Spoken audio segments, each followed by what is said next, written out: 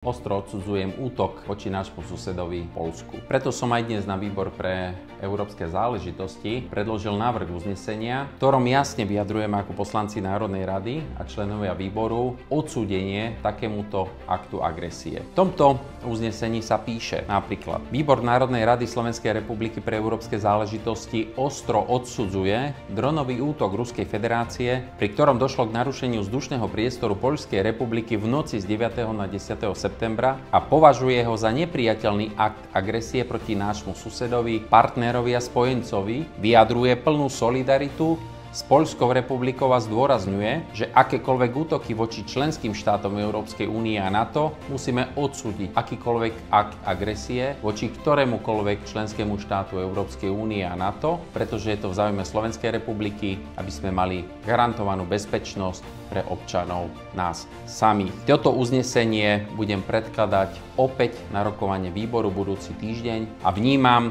že toto uznesenie musíme prijať bezpodmienečne, aby sme vyslali jasný akt nášmu susedovi, že stojíme pevne pri ňom.